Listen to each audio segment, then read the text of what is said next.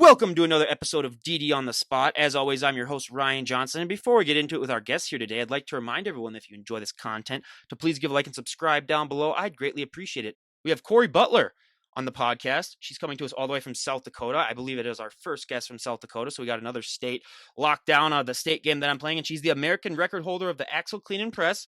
She's also placed second in America's Strongest Woman in 2020. And she's a strongman competitor. Which I know it sounds kind of weird, her being a woman saying strongman, but hey, it's just what it is. It's just what it is. But most importantly, she's our current guest, Cori. Thank you so much for coming on. Thank you for having me. Super excited. Absolutely. Well, I ask this to every single guest that I have on. What is the weather like in South Dakota, your neck of the woods right now? Crappy. It is not. It's raining right now, but we've been having a couple of days of like high 40s, low 50s here this week. So we have not quite hit summer, and I'm not happy about it. Well, I mean, for being only a state away, I mean, it's perfect weather here. It's like in the 80s and it's just sunny and it's been like that. But the only unfortunate thing is knowing that it was in South Dakota. I mean, that means that I'm going to get it probably in about 2 days' time or a day's time. So I know You can have. I'll take it. Trust me, I'll take it. That 40 and 50 degrees is not too bad for someone of my skin color and shade complexion. I mean, the less sunlight there is, the better. So I'm not going to get burnt to an absolute crisp. So, I'll take it. But before we depress everyone with our, weather woes, because being from the Midwest, I mean, I don't even want to talk to other people from the Midwest during winter. But why don't you give us your backstory and what really inspired and motivated you to start this journey and eventually become a strongman? Yeah. So I've always been an athlete growing up. Played the typical, school sports in junior high and high school. Played basketball, played volleyball, ran some track, and my early 20s, I had some kiddos.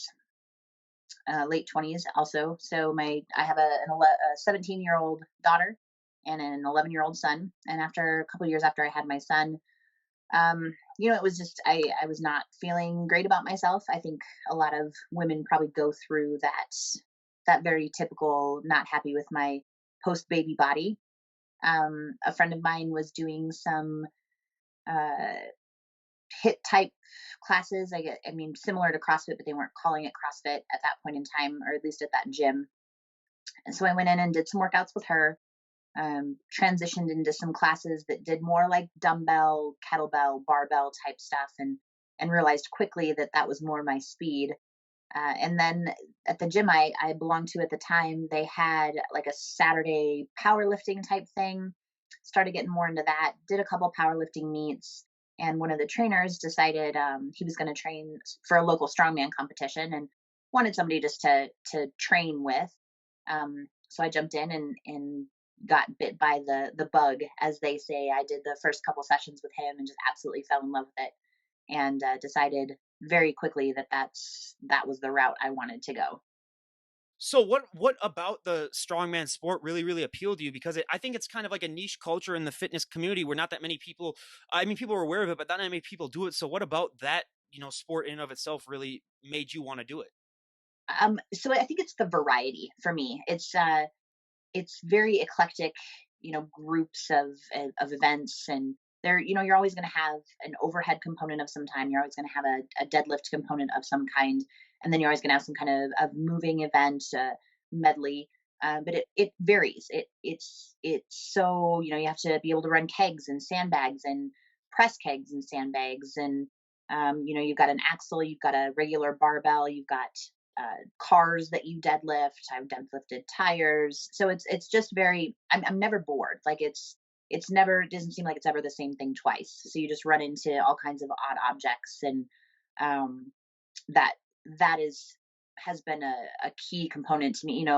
I did like powerlifting. I enjoyed it a lot, but it's three lifts. It gets kind of boring, in my opinion. So I just like the variety of it. How do you train for strongman competitions? Because I compare it sort of like to CrossFit, where there's so many events and you don't really know necessarily, you might not know which events they're going to be. So it's like you got to be well in tuned in everything. So what does the training look like, ahead of a competition, maybe not knowing what they're going to have you do? Sure. Yeah, if you don't know, if you don't have a competition in mind or a set of events, I will typically standard do deadlift, keep my squat up, overhead press, and that will vary between strict press and push presses, circus dumbbell, things like that. And then the other events you kind of work in and have an event day. So I'll train the static lifts, 3 days a week, maybe 4 days a week, and then throw in some kind of event day where I'll run yoke one week, run kegs or sandbag, or push a sled, do truck pulls, things like that, or sled pulls, uh, just different things to try and keep you well rounded and keep you conditioned. I love how she just casually says like truck pulls. Yeah, I just pull trucks. Yeah, too as part of my training.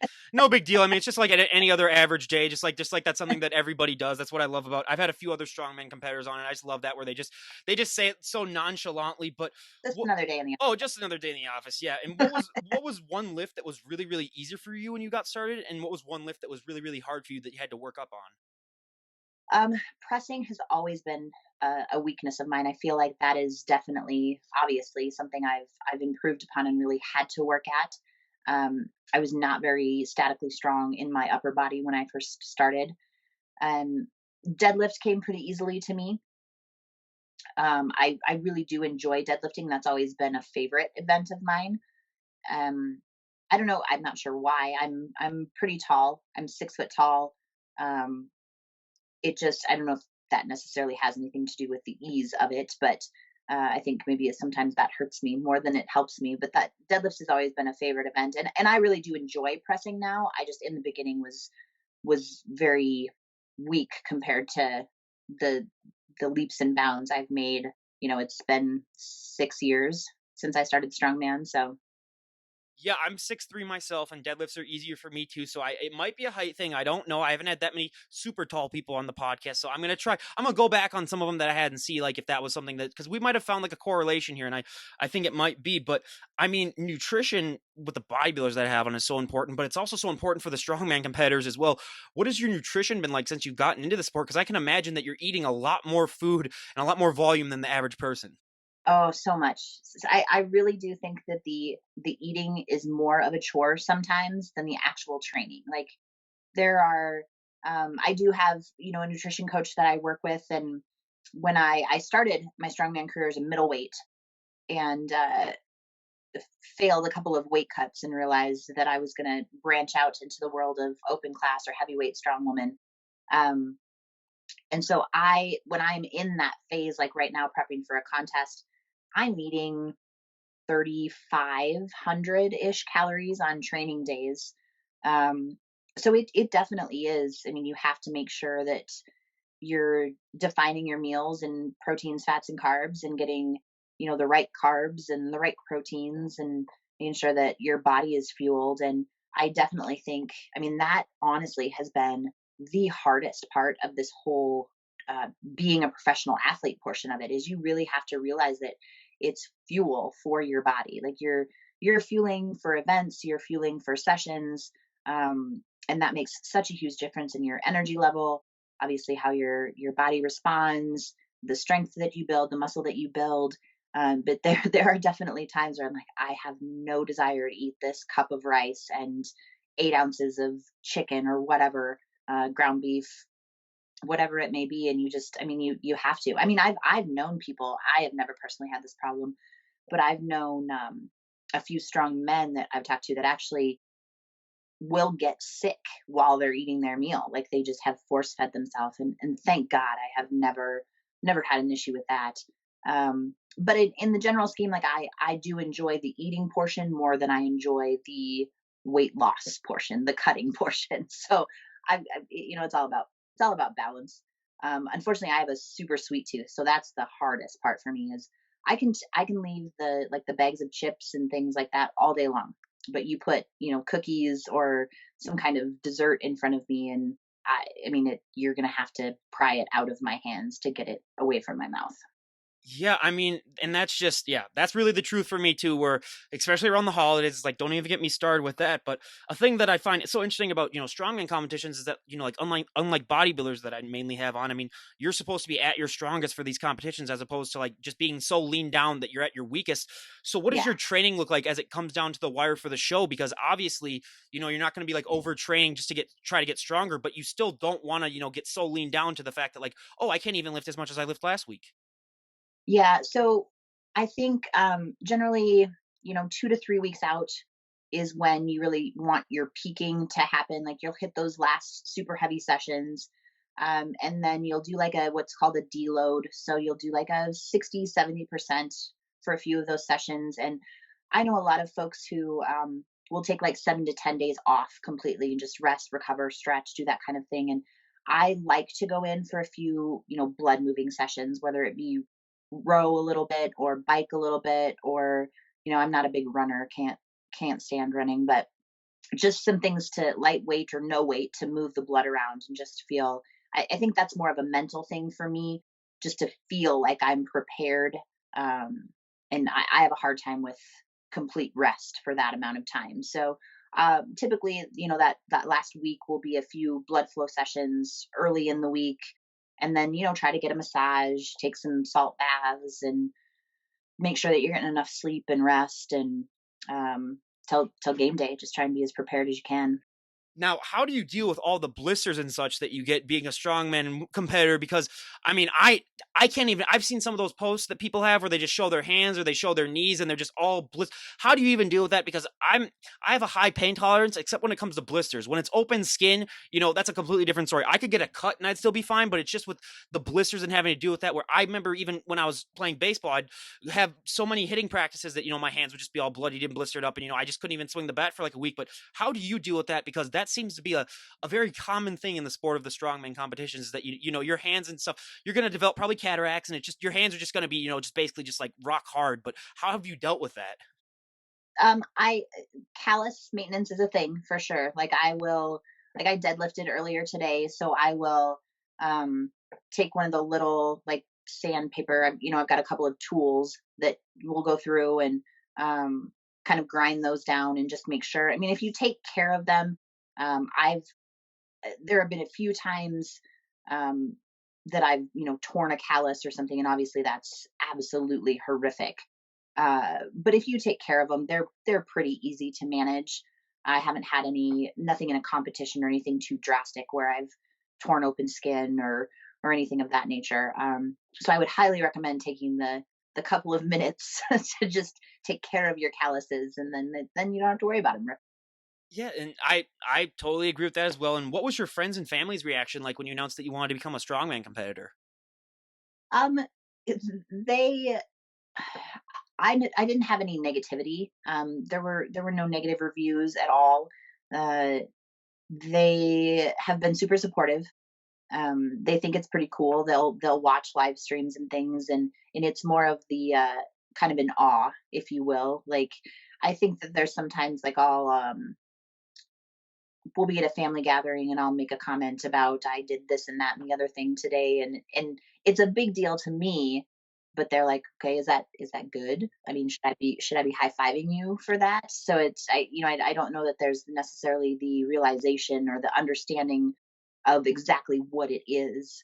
I do, but they've always been very supportive. My kids get drugged to the gym probably more often than they would like to, but I catch them bragging about me every so often. They think it's pretty cool. See, now if it was me and I was there and you were just talking about like, oh yeah, I just did my truck pulls, or like I lifted like a big stone today, I would just get up and leave, because I'd be like, this is BS. This is ridiculous. I'm out of here. Where the rest of your family's like, is that good or not? And I'd be like, okay, I can't do this right now. But no, but that is awesome that you have that support, because like, yeah, we've had some people that might not have gotten that support, and it makes this lifestyle 10 times as harder than it needs to be. But also, I mean, like we were talking about before we started recording, you originally were the world record holder for the axle clean and press, and now you're the American record holder. Because every week, I mean, it seems like people can sometimes lose their rankings. How do you deal with all of that mentally, knowing where, like, if I knew that, like, I was the best in something, but then in a sport that's, like the strongman competitions, I've talked to another guest too that was literally, like ranked first when I talked to her, or when I, asked her to come on. And then by the time she came on a couple of weeks later, she was like seventh. So how do you deal with that mentally, knowing that like everything is always changing with that sport? Yeah, I deal with it fine. I mean, there's of course that moment of disappointment. Of course, I mean, I still take pride in the fact that I held it for the moments that I did. Um, but I like to think that I thrive. I mean, it's just another competition, right? Like these girls that I compete with are constantly pushing me by raising the bar. It just means that next time I need to come out and be able to clean and press 300. And so I don't take it. They're all very nice. It's definitely friendly competition. We congratulate each other. We're happy for each other. We support each other, and I think that's another draw to strongman that I have is it's not you don't get much. I mean, obviously it happens in every sport, but you don't get a whole lot of cattiness or any issues with anybody. Like everybody is pretty much friendly and supportive, and I have made some extraordinary friends in the last handful of years that I've competed. Which is what I love talking to like health and fitness competitors about with anything because they do tend to, really care about each other. And it's the one type of sport where people, yeah, generally tend to have people's backs. But for anyone that's maybe not that familiar with strongman or, health and fitness, what is an axle clean and press? So an axle, you think of like a car axle. So it's I believe, a 2.5 inch in circumference. They call it a fat bar. Um, so it's from a clean and press is you clean from the ground, and your press obviously is overhead. It's very common in strongman to do what's called a continental clean. So you will deadlift it basically from the ground and set it on your belly, um, and then from your belly to your front rack position. And then you get all kinds of presses. You do have some that are not super mobile that will just strict press, or are super strong, whichever applies. And then you can do a push press or a push jerk, or there are a handful that are super efficient at a split jerk. Um, so it's basically, it doesn't really matter. There's not a ton of rules on how you get it from the ground to overhead. But then of course there's a successful lockout. Things have to be locked out appropriately, and all of that. But that fat bar adds another element in there of usually myself will deadlift with a mixed grip, just because a double overhand like you would on a barbell, for example, is really difficult with that fatter bar. I won't even ask her what the weight on the thing was for her record until the end because I'll be too embarrassed and I won't even want to continue the podcast. So we'll save that for the end, everyone. But I mean, like you mentioned, I mean, you've lifted cars, you've pulled trucks. What has been the most unique lift that you think you've done in this entire journey of being a strongman? So unique. In I competed in Strongest Woman in the World in 2019, which was in Palmer, Alaska, and that was in conjunction with the Alaska State Fair. So to pay homage to the great state of Alaska, one of our events was to throw a rubber replica of the state record salmon that was caught. So I threw, I believe it was a 55 pound rubber replica. And it was, I mean, it was 4 feet probably. Um, so that was definitely the most unique event. It was difficult to train for me personally. And it was not my best event for sure. But that was by far the most unique event I think I will ever see, to be honest with I you. mean, I don't even know how you can train for that. It's like, yeah, I don't. I mean, that's definitely. Hey, I wasn't expecting anything that unique, so that's awesome. But I mean, these strongest woman competitions, I mean, do they tell you ahead of time, what lifts you're going to do, or do you sort of find out when you get there? What is the information like when it comes to sort of letting you know ahead of time on things? For the most part, generally you will get events, 2 to 3 months out, on what weights are going to be and what the events are going to be. It's pretty common to have a mystery event of some kind in the mix. Strongman competitions are usually 5 events, and like I mentioned earlier, you'll pretty much always have some kind of deadlift, some kind of overhead press, some kind of moving medley. Um, so sometimes they will have a mystery event planned, which you won't know until the day of, and you just kind of have to be as well rounded as you can be. But in general will usually, like, I'm competing in August, and I already have a list of events and weights that I know of that I am training for. There is in that contest a mystery event though that I won't know until probably day of. Yeah. Which I mean, yeah, at least they have one because I mean, it's always nice to keep people guessing. But I mean, let's be honest. I mean, you're a mom too, and I mean, just the time management skills that you have to have at anything health and fitness is extraordinary, and that's one thing that so many people struggle with. But I mean, being a mom that's a full time job in and of itself, and also being a strong man and just doing everything else in life. how have you developed sort of your time management skills? Because I cannot imagine how busy it must be, especially now that you're getting sort of in the thick of things when it comes to a prep. Yeah, it is most definitely difficult. I do work an 8 to 5. I've got a full time job. I'm a mom of two, and my son play. I mean, they both play hockey right now. He's in the middle of baseball. Um, so there are a lot of a very typical night for me will be, or very typical day will be, work 8 to 5. Um, and then it's either get part of a training session in, drop him off at baseball, go get the rest of the training session in, go back and pick him up. Sometimes, it's not uncommon for me to not get into the gym until 9:30, 10, 11 o'clock. I mean, there have definitely been times, or one particular session I remember getting ready for America's Strongest Woman earlier this year.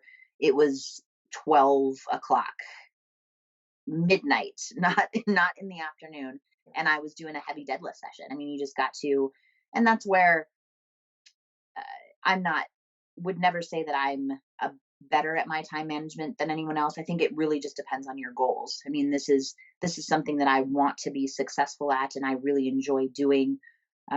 So I find the time. I mean, don't get me wrong. There are certainly nights that I will text coaches and be like, "Hey, I'm feeling like a flaming bag of dog poo. Can I push this to tomorrow and get some sleep?"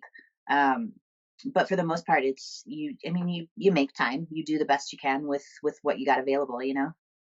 Oh, absolutely, and that's that's real. I mean, like I tell people, everyone has the same 24 hours in a day, so you just gotta make unless you're Dwayne the Rock Johnson. I'm convinced that he signed a deal with the devil to get like 28 hours in the day because how he's able to do whatever he does and still be in that type of shape. I mean, he's got some secrets that I think need to be told, but everyone else other than him, has that same 24 hours. But yeah, and it's just, I mean, yeah, with this training though too.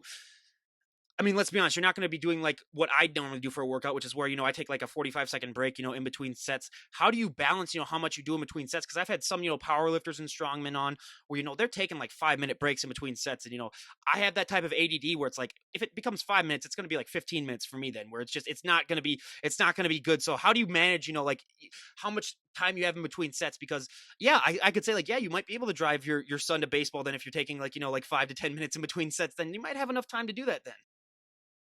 Usually I'll try to get I'll like today, for example, was squats and deadlifts and then some accessory work. So try to get all of my squats in, go ahead and take him to baseball, come back, get the deadlift portion in, and then the accessory work. I do take, you know, sometimes you have some training that where your breaks are programmed. Like you've got a 4 by 5 squat with 2 minutes rest in between each set. Um, Generally, I mean, when you get to especially an elite level, I feel like you kind of know your body, you know when you're ready to go. It's not uncommon, especially with heavier sets, heavier weights, that to take 5 minutes in between, sit down, get your body rest. Generally, I try not to get too far down the rabbit hole, but generally, I mean, sometimes you get flipping through Instagram or playing some kind of game and take a few minutes longer than you intended We've all to. been there. Trust me, we've all been there. Yeah, yeah. Everybody, they're lying to you if they don't know what I'm talking about. But yeah, I mean, you kind of get into a rhythm. You kind of have a general time frame. How long it's going to take you to do 5 sets of squats, how long it's going to take you to do sets of deadlifts. What your accessory work is like, and you kind of manage around that. I have a general idea of if I'm going what I can and cannot get fit into an hour and a half window while my kids are at practice, or an hour lunch break, or whatever the case might be. Yeah.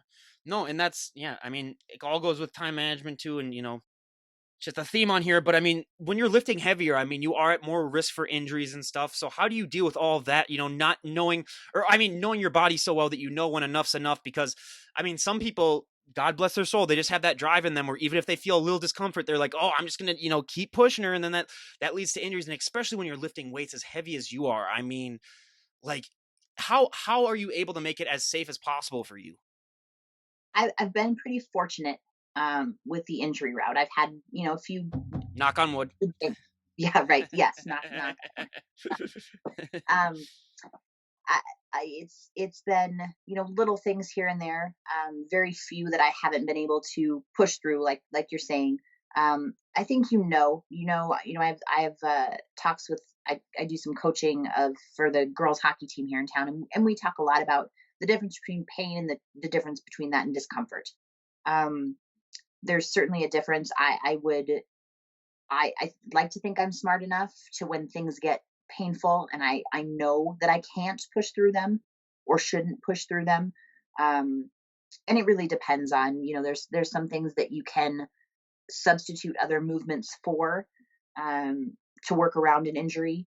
I think range of motion and stretching and warming up and cooling down is super important to keeping your body healthy. I will try to do a couple of times a week what's called, they have a program called ROMWAD, which is just range of motion workout of the day.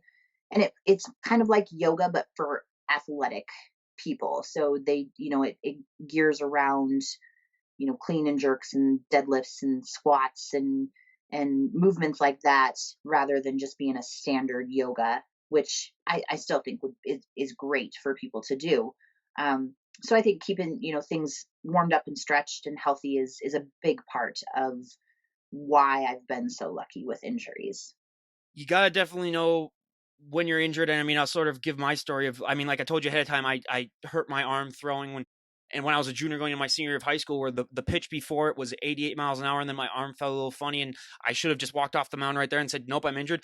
The very next pitch was 52 miles an hour that I threw, and I did strike the guy out though because he thought it was a changeup, but it wasn't. It was my arm just completely just falling apart. And then yeah, I was just walking off the mound. And I just told my coach, "Yeah, this is done." So yeah, there.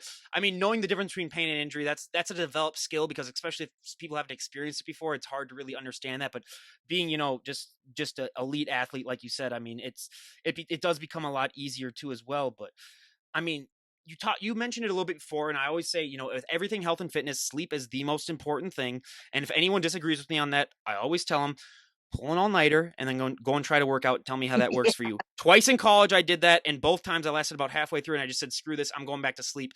What does your sleep schedule look like? Because, like you said, like that night when you were in the gym at like midnight, and you had to work the next morning. It's like you're not going to get that much sleep, but especially being on a prep, where I mean, sleep is so much more important than it would if you were just, just a Joe nobody really. But I mean, sleep is just so important in the health and fitness area.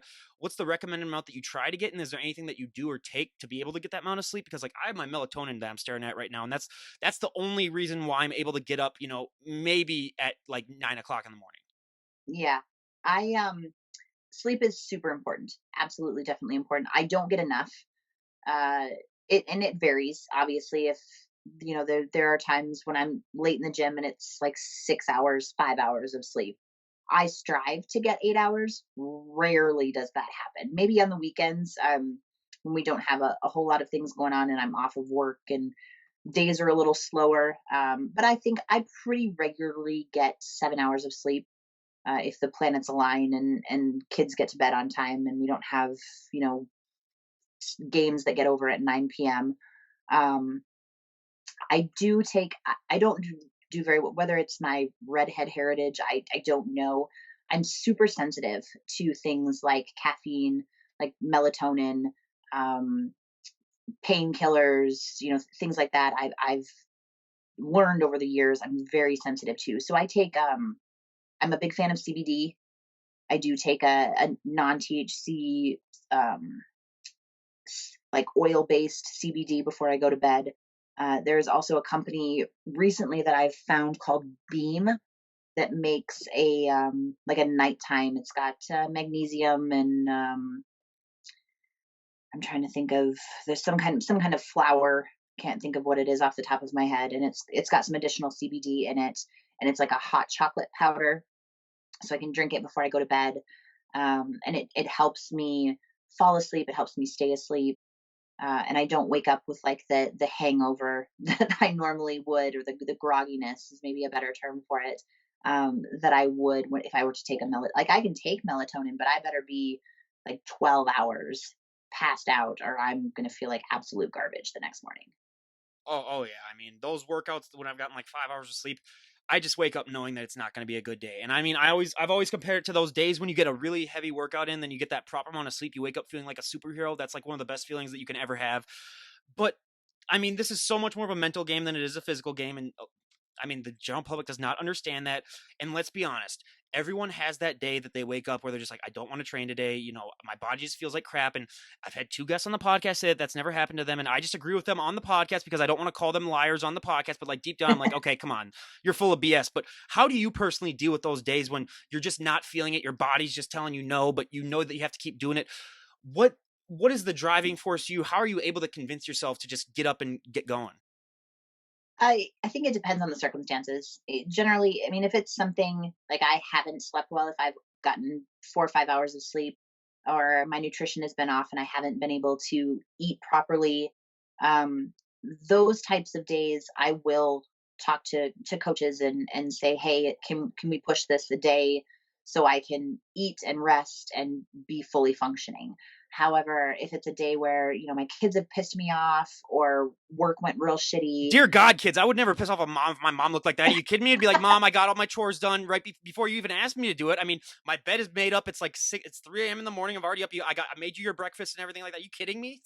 Yeah, I will tell you, I think every other kid, I think every one of my children's friends are terrified or intimidated, I guess is maybe a better word. My children, no, Well, yeah, they if are they not. if they see you like pulling trucks down the freeway, basically, then when they're driving to their baseball games or something like that, or if you're basically like lifting your car into the parking spot, I'd be pretty damn intimidated too. I have, as an incentive to my son's hockey team a few years ago, I told them if they won this tournament, we were actually up in Minnesota for a tournament. I said, if you guys win this tournament, when it gets nice out, like end of the year thing, I'll load you guys in the back of a truck and I'll pull you. And I had to do that. There's a video of that somewhere. Um, but I think, in on this the situation where I'm just in a bad mood, and it's not sleep, it's not fuel, like I'm just in a bad mood. I, I mean, sometimes it'll be bad enough, like I need a pep talk. Like my boyfriend's got to be like, okay, you've got a show in 10 weeks. You need to go do this. Like it's not an option. Um, you just have to tell yourself, and generally, it can go two ways. But generally, you get in there and you get moving, and you feel better. Like you work the stress out, you work the pissiness out. And there certainly are some times where it doesn't go well. Weights just don't move. Like that's going to happen. Not every day is going to be a PR day. Not every day is going to be a perfect, I feel like the Hulk kind of day. Um, I think that's where I mentally struggle the most is when I know I'm capable of things and they just feel crappy or the weights don't move. Like it's 70%. I should be able to do this no problem and I'm failing things. Well, and that mentally is a struggle for me because I'm like I know deep down that I should be able to do it. Like in theory that should happen, but I mean you're just going to have those days. Um and I think that's something that I personally tend to struggle with the most is just knowing I'm capable and not performing on any given day. I mean, like one of my guests said, your mind is your best and worst friend at the same time, and it's yeah, it's just a journey with this too. But I mean, let's be 100% honest. You are not the average looking woman. I mean, if you look up brick shit house in the dictionary, I mean, a picture of you would basically pop up. So, I mean, what is that like for you? Even dressed the way you are right now, like walking down the street. I mean, even being 6 feet tall, you're gonna get stares and attention. But when you're a pro strongman, I mean, I always compare it to sort of like being a mini celebrity, whether you're a bodybuilder or a power lifter or a strongman competitor. I mean, people are just going to be like, oh, wow, that's not something that I normally see. So how have you dealt with, that extra added attention that you're going to get when you're out in public? Um it also most of the time I just let it roll off. It's the negativity. I have had some situations. I had a guy approach me at the gas station and ask me if I did this to myself on purpose. Um, You should have said no. It was a horrible accident at a power plant, and I swear to God. I I just woke up like this. Yeah, I don't know yeah. what happened. Bit by a spider or something. I don't know. I haven't eaten in 2 years, and I still look like this. Okay, give me. Yeah, Right. And even that one, like I wasn't super offended. I did have a couple that was standing in line behind me at the grocery store that felt it necessary to tell me that I could be pretty if I didn't have such manly muscles.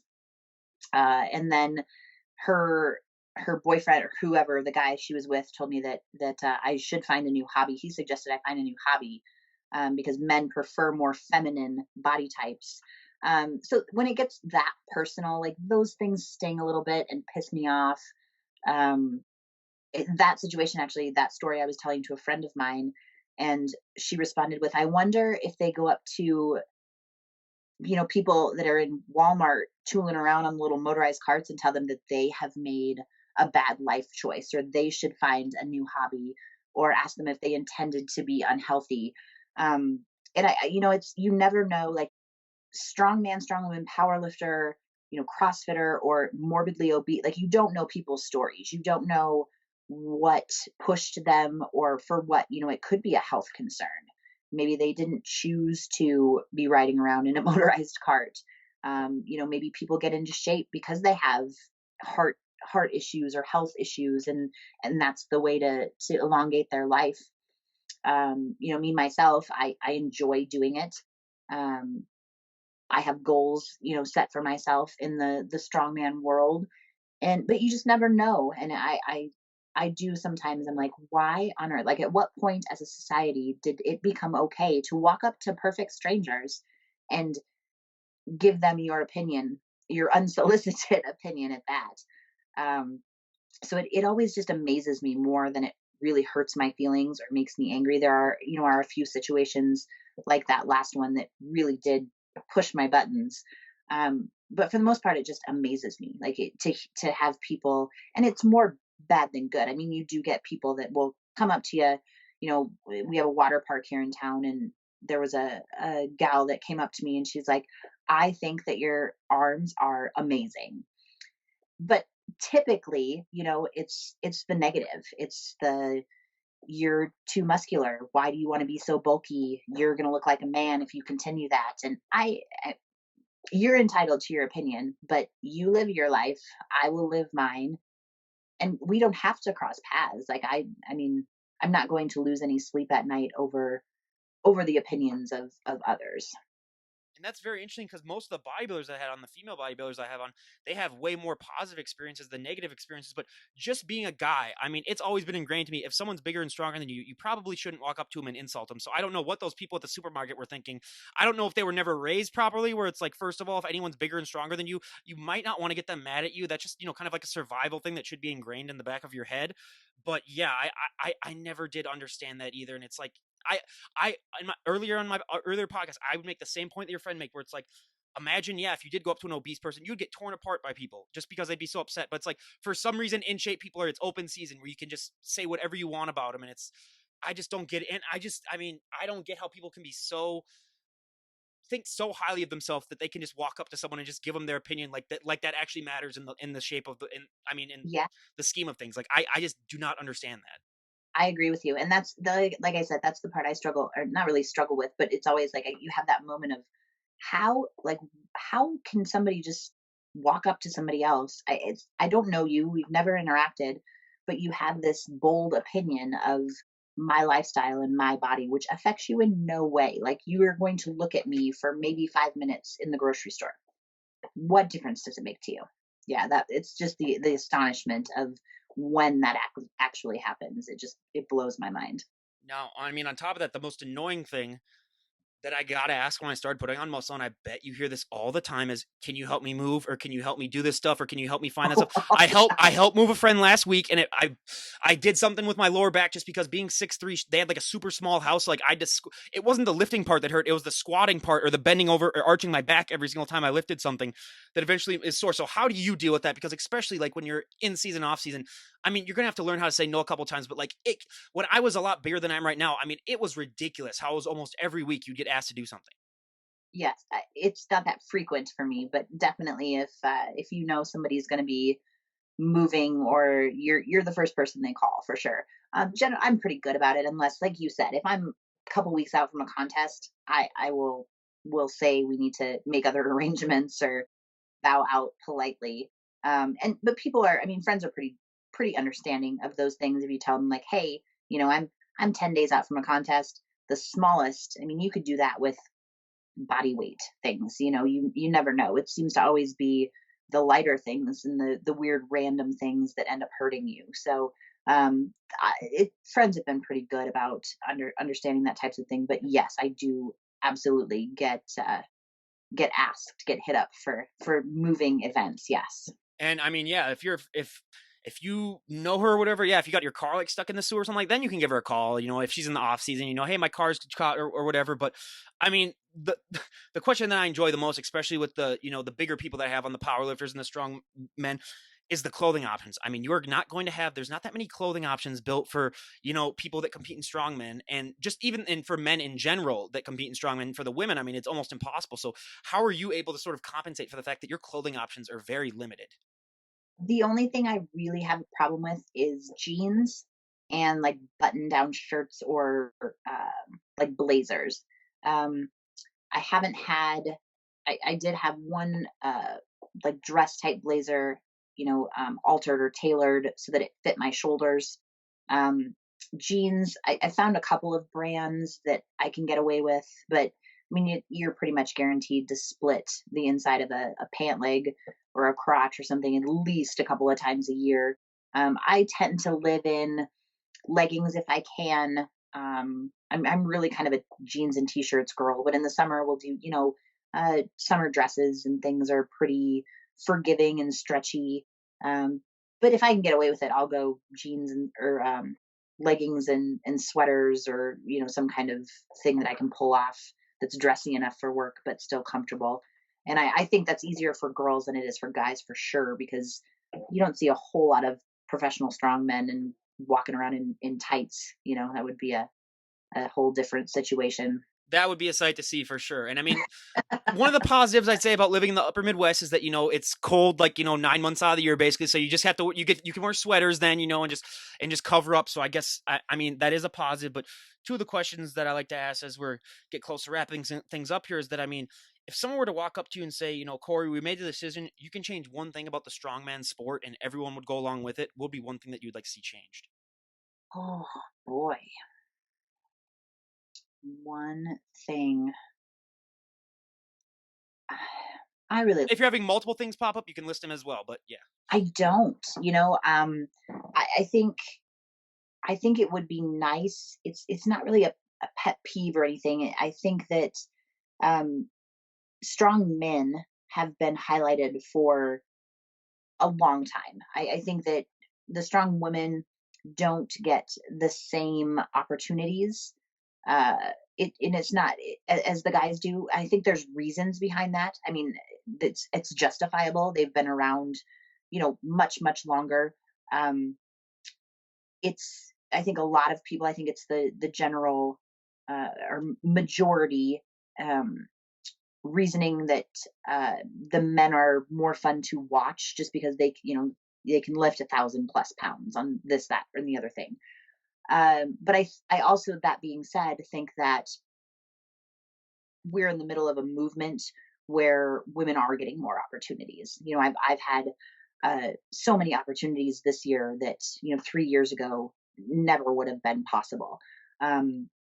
People are trying to get more contests and get equal payouts for the ladies. So I think that things are progressing that way. But if I had to nitpick, like it's really nitpicky, if I had to pick one thing that I would change, that would probably be it. But at the same time, I feel like we're progressing and heading in that direction. So it's a very small suggestion or very small want, I guess. Absolutely. And I mean, I would say coverage too, just as well. Like I was telling you before, like when I was a young kid watching, like on ESPN, they'd have the strong men and strong women competing. And, I used to watch that, late at night on like ESPN2 or something like that. Just bring that back and give it more exposure. But one thing I totally forgot to ask you about that I'm going to ask now is, what was your experience like during this whole pandemic? Because I mean, with gyms shutting down and with everything that went down this last year, and, I mean, luckily for you, I mean, pulling cars and stuff like that, you don't have to be in a gym for that. But like, how are you able to adapt to like all the stuff that was going on last year? So we were actually pretty lucky here, South Dakota, or where I live in Western South Dakota. My gym shut down for all of 3 weeks. Um, and then they were able to open back up with certain restrictions, obviously, of spacing and limited number of people.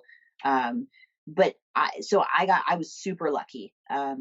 We did a few training sessions at home and had to adjust things a little bit, but because of COVID, so many shows and things were getting canceled that I wasn't in prep necessarily for anything. at the time. So it was okay to do, kettlebell workouts at home or body weight things at home. I had a sled that I would run, out front of the house back and forth. Uh, just little things like that, just to keep myself in shape somewhat, keep myself moving. But yeah, compared to the rest of the country, 3 weeks I believe is all that the gym was closed here. So I so lucky, um, me personally, that I was able to get back in just a short amount of time. And with your training, I mean, do you always do sort of like the powerlifting lifts or do you ever like to mix up just like some accessory work, or is it always towards your competition, or do you ever like just for fun, do you ever just do like regular lifts, or how do you balance that?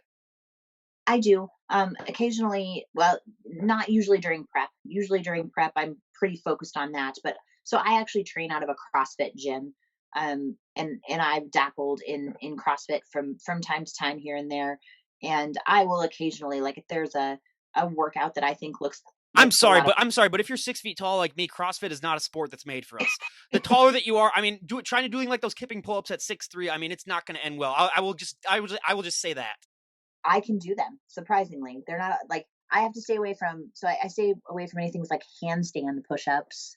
Handstand, like walking on my hands, is not a thing. But you'll get like DT is one of my favorite CrossFit workouts, which is deadlift, hang power cleans, and overhead press. So that's, I mean, that's for sure my jam. Like those types of workouts I love to do. I hate burpees. If you want me to do a burpee, you're gonna have to, I don't know, pay me some kind of incentive or something. Um, hate burpees. So occasionally I'll throw down on a CrossFit workout or two. It's really good for the engine. I think it's super important in strongman to be strong cardio wise. I mean, be able to move. I think it with the moving events and things, you kind of have to find that balance, or at least have a combination of being in cardio shape and engine shape as well as being statically strong. So I do like to dabble in those type of workouts as well when I can. I tend to stay away from too many things like that when I'm prepping for a competition. So then it turns into, like, your cardio turns into bike sprints, sled push pulls, things that are not too dangerous, that are pretty straightforward, that I know I'm going to recover well from. I'm just gonna say, like, if she was doing walking handstands with her build, with a strong woman build, that would be the most impressive thing I'd ever heard. That would be even more impressive than being the world record holder. I'd be like, screw that, you're doing walking handstands. But yeah, yeah. I mean, I could never do them myself. I am the least flexible person on the planet. The only reason I would never get that presidential physical fitness thing in like elementary school is that I couldn't do that thing where they have you extend your arms and try to like reach as far as you could. That's the only reason I could never do that. I would get it in everything else. So, my flexibility is just unfortunately it's not there. But yeah, and if we were to talk to a year from today, where would you like to be at just in, I mean, your strong woman career, and what are some goals that you'd like to have achieved if we were to talk to a year from today? I would really like to. One of the big things is qualify and be able to participate in the Arnold Pro Strongwoman.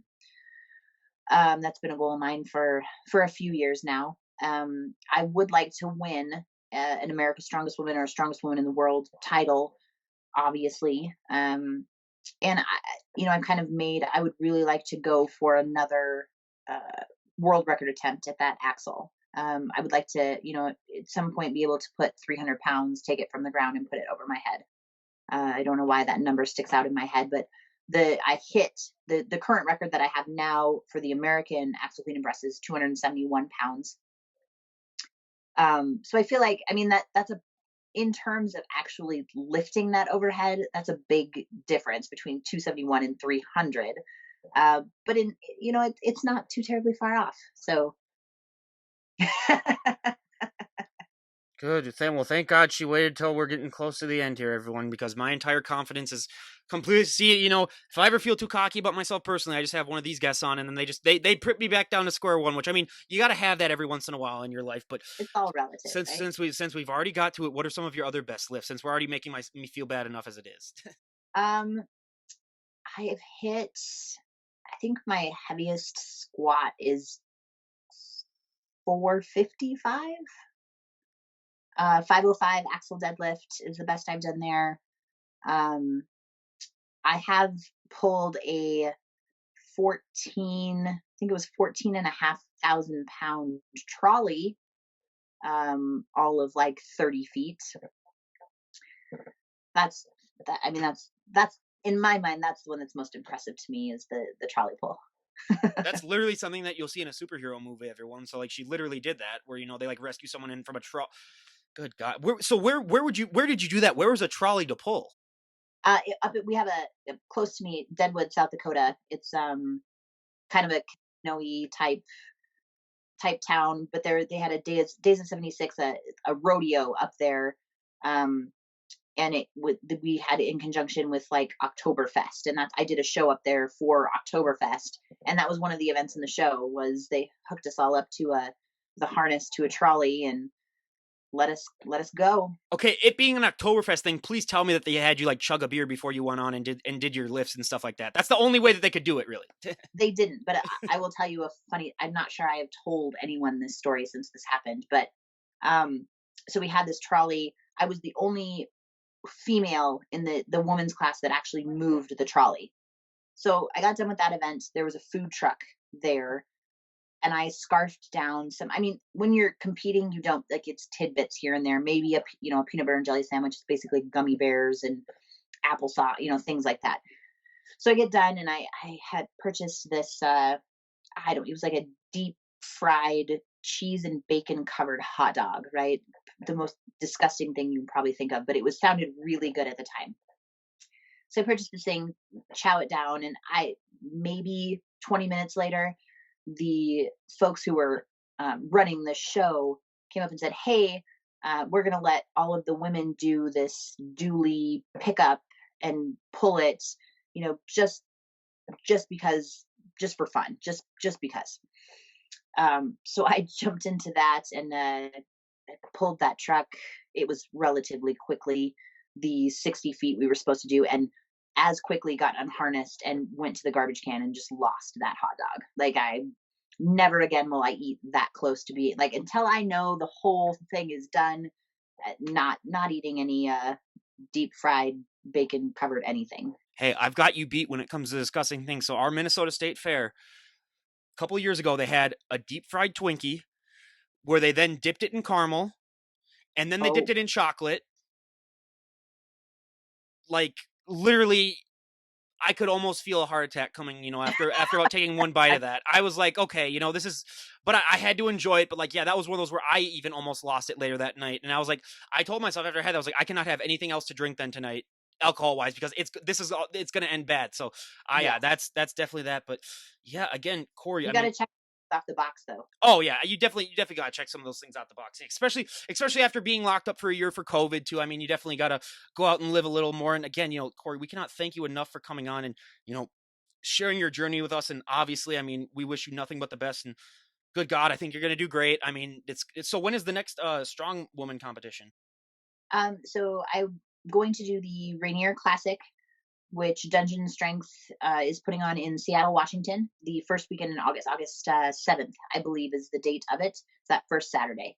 So it will be a full competition. There's a axle clean and press for reps, a very heavy deadlift ladder, which a deadlift ladder is you have multiple bars set up. You have to lift before you can go to the next one in ascending weight.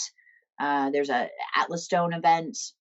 There is a medley of a yoke run, which, if you're not familiar with a yoke, it's the big, apparatus that goes on the back of your neck and has sides, and then a sandbag and a keg medley. So you run the yoke, you run the sandbag, you run the keg, and then, like I stated earlier, there's a mystery event which we won't know until I assume, day before, day of, what that's going to be. So on the edge of everybody's seats. Hey, they could put a trolley pull up on there. Who knows? They, That could be the thing. I hope for a truck pull. I hope for a truck.